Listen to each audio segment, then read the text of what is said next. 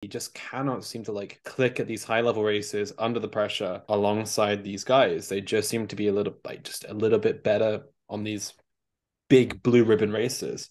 Once again, Wout van Aert has started what I think this is a 17th classic. I think he started 17 monuments, including this I one. think we just put the clip in of you from the preview here. It was correct. He struggled like he doesn't have a good conversion rate of winning monuments. We know this. And he struggles to sort of prove himself in a reduced bunch sprint at the end of a hard day of racing. What happened today?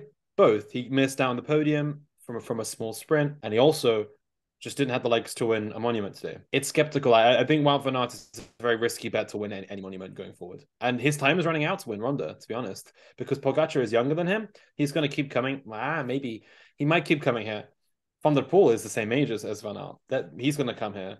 And Van der Poel has finished on the podium in the past 4 editions. Wout has only finished on the podium once. Yeah, it does seem a bit sad. Well, for the one of the Belgian heroes, he's probably never going to win his home monument. But nevertheless, you Mathieu van der Poel, someone who has won the monument, it looked like you might have won, kind of joined that upper echelon of Tour of Flanders winners with 3 victories. But I mean, as we've said, so Tadej Pogacar was just so phenomenally strong. And we also said that it wasn't really him losing it; it was Tadej Pogacar winning it. But looking forward to Paris Roubaix, Tadej Pogacar is not on the start list. And do you think Mathieu van der Poel has any chance of potentially winning this? I mean, seeing those two, Wout van Aert and Mathieu van der Poel, with the absence of Tadej Pogacar at Roubaix, that would be every cycling fan's dream. Yeah, there is. I mean, Van der Poel came close in 2021. It was a strange edition because it was in the autumn time and it was very wet. It was a very unique edition. I think it's hard to compare that.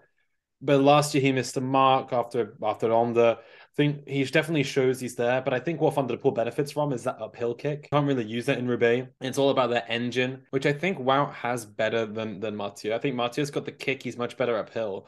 And I think he's more race savvy than Van Aert. But Van Aert's just got that engine. And I think his team is going to be so good as well. Van Baarle missed the Ronda. He's going to be there in Roubaix, we believe. He won it last year. Laporte, Van Hooijdonk, Benoot. It's a pretty strong team.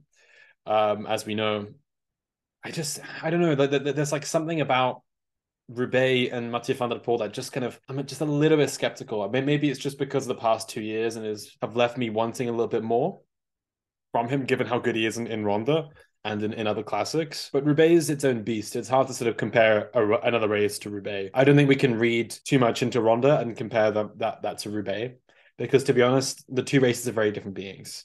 Ronda, you have 18% climbs. Roubaix is flat as a pancake. The Truy d'Arenberg is completely different to the Koppenberg or the Paterberg. The cobbles there are so much harder than they are on the Koppenberg. So it's just so hard to compare and contrast. I mean, it really puts into perspective the achievements by Tom Bonen and Fabian Cancellara to be able to win it in the same year, let alone winning them outright. But Yeah. yeah, I see what you mean with Mathieu van der Poel, that he really does benefit. Well, that's why he's also a winner of Amstel Gold, etc., etc. Yeah, it is the uphill that suits him, and it's just as a cycling fan, you want Mathieu van der Poel to win this race. Yeah, you do. Because it'll be such a spectacle, another one to add to his list. And I mean, just like the scene of him like being in the velodrome on his own with his like arms in the air, that would just be like phenomenal. A great picture to hang up at Alpecin headquarters. But I think the idea of Wout winning, although I said Wout is a hard bet for a monument, I think the idea of Wout winning Roubaix is just more realistic to me.